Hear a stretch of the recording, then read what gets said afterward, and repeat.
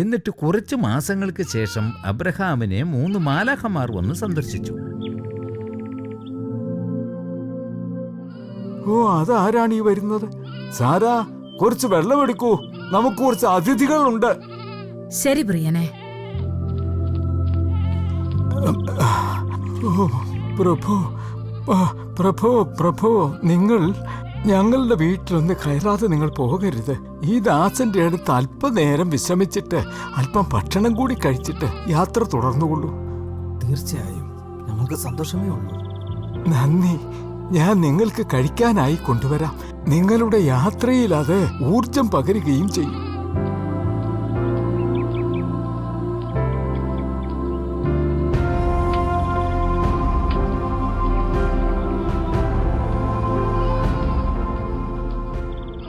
Sarai, ദൈവത്തിന്റെ പ്രത്യേക ദൂതന്മാർ വന്നിരിക്കുന്നു. ഹാഗർ, അവരുടെ കാൽ കഴുകാനായി കുറച്ച് വെള്ളം കൊണ്ടുവരൂ.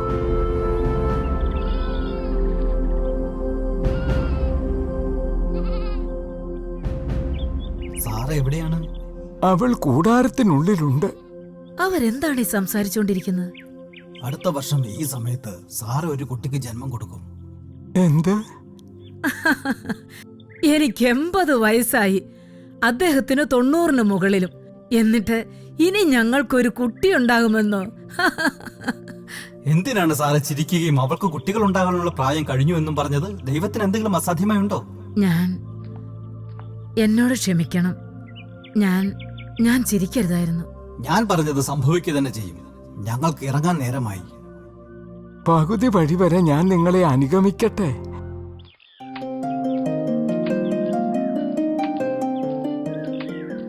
സോദമിലെയും ഗോമോറയിലെയും ആൾക്കാർ വളരെ തിന്മ പ്രവൃത്തി ചെയ്യുന്നവരാണെന്ന് ഞാൻ കേട്ടിട്ടുണ്ട്. ആ നഗരങ്ങളിലെ കഷ്ടപ്പാടുകൾ വളരെ വലുതാണ്. ഇതൊക്കെ ശരിയാണോ എന്ന് ഞാൻ തന്നെ പോയി നോക്കാൻ പോവുകയാണ്. അത് ശരിയാണെങ്കിൽ ഞാൻ ആ നഗരം നശിപ്പിക്കും.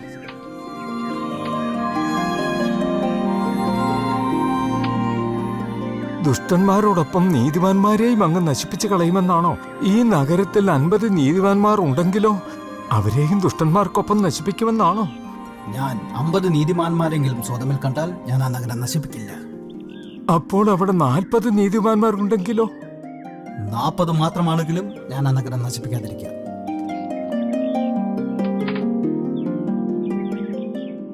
കർത്താവേ, എന്നോട് നീ കോപിക്കരുത്. പക്ഷെ അവിടെ 30 അല്ലെങ്കിൽ 20, അതുമല്ലെങ്കിൽ 10, സോദോമിൽ 10 നീതിമാന്മാരെങ്കിലും ഉണ്ടെങ്കിൽ അങ്ങ് സോദോം നഗരം നശിപ്പിക്കുമോ? എനിക്ക് 10 നീതിമാന്മാരെങ്കിലും കണ്ടെത്താനായാൽ അവർക്കായി ആ നഗരം മുഴുവൻ നശിപ്പിക്കാതിരിക്കാം. നന്ദി കർത്താവേ, അങ്ങ് കരുണയുള്ളവനാണ്. നന്ദി. ആ രാത്രി ദൈവം അയച്ച മാലാഖമാർ സോദോം നഗരത്തിൽ കടന്നു ചെന്നു. ഇതിരിക്കട്ടെ നിനക്ക്. ആരാണ് ഈ ആൾക്കാർ? ഹോയ്, നിങ്ങൾ അവിടെ നിൽക്കൂ, അവിടെ നിൽക്കാൻ. നിങ്ങൾ എവിടെ പോകാനാണ് ഉദ്ദേശിക്കുന്നത്? നിങ്ങൾ ആരൊക്കെയാണെന്ന് പറയൂ. ഈ നീളമുള്ള കുപ്പായത്തിൽ നിങ്ങളെ കാണാൻ വിചിത്രമായിരിക്കുന്നു.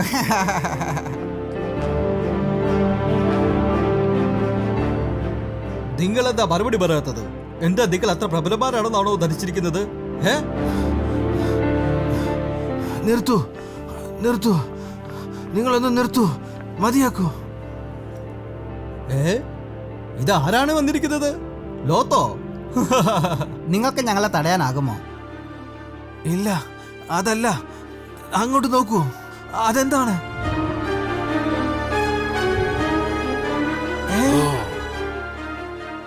അകത്തേക്ക് കയറൂ, പെട്ടെന്ന്.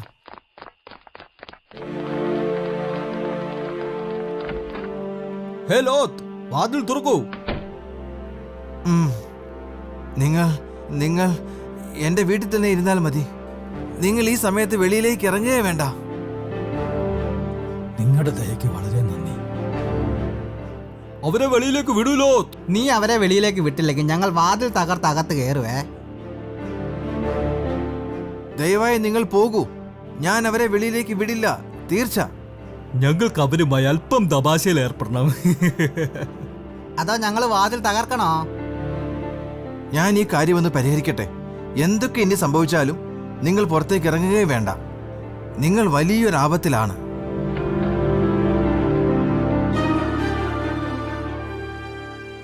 അരുത്. നിങ്ങൾക്ക് അവരെ വേണമെങ്കിൽ നിങ്ങൾ ആദ്യം എന്നെ കൊല്ലണം. മാറി നിൽക്കൂ വഴി നിന്ന്. നിന്നെ ഞങ്ങൾ ദ്രോഹിക്കുവേ, നിന്റെ സന്ദർശകരെക്കാൾ മോശമായിട്ട്. മാറി നിൽക്കടാ അങ്ങോട്ട്.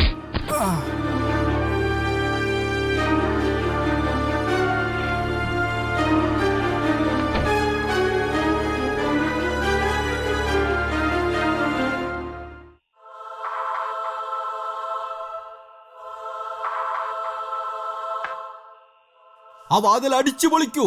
നമുക്കെല്ലാവരെയും പിടിക്കണം.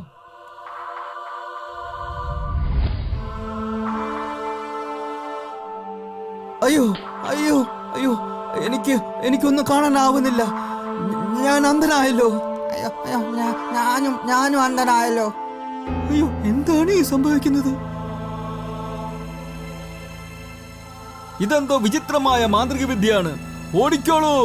അയ്യോ, ഇതെന്ത് ശക്തിയാണ്? ഓടിക്കോ, ഓടിക്കോ, ഓടിക്കോ, ഓടിക്കോ, ഓടിക്കോ.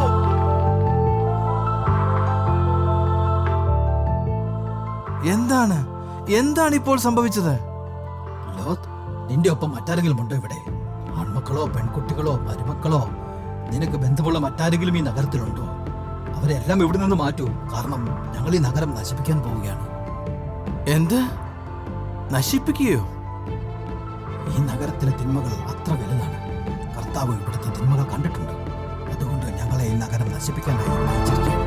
എന്റെ 2 പെൺമക്കൾ ഈ നഗരത്തിലെ ആണുങ്ങളുമായി വിവാഹം ഉറപ്പിച്ചു വെച്ചിരിക്കുകയാണ്. ഞാൻ അവരെ കൂടി കൂട്ടിക്കോളൂ. ശരി, നിങ്ങൾ ഇവിടെയുള്ളവരുടെ കാര്യം നോക്കിക്കോളൂ. ഞാൻ പെട്ടെന്ന് പോയിട്ട് വരാം.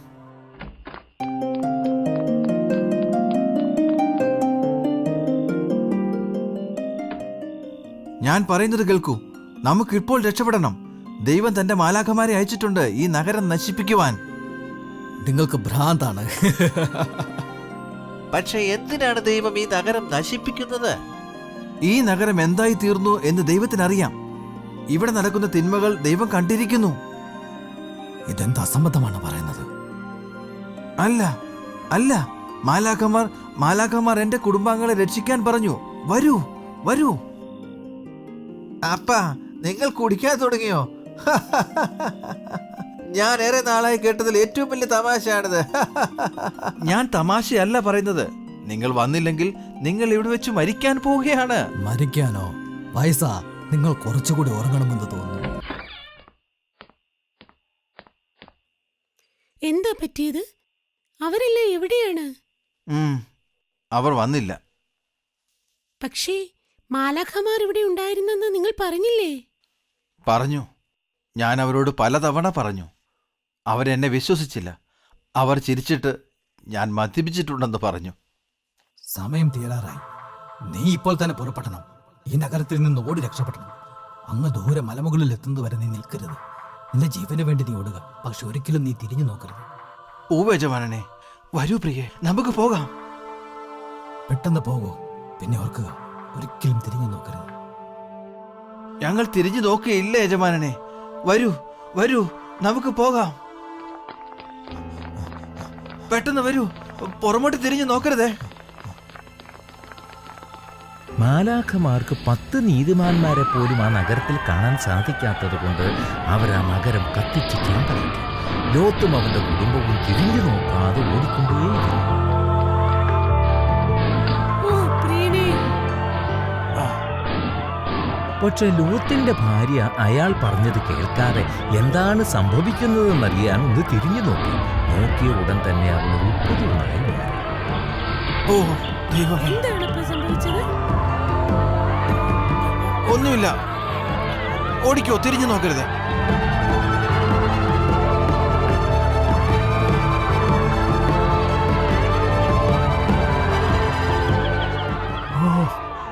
സോദോമിലും ഗൊമോറയിലും കൂടി 10 നീതിമാന്മാർ പോലും ഇല്ലെന്നാണോ?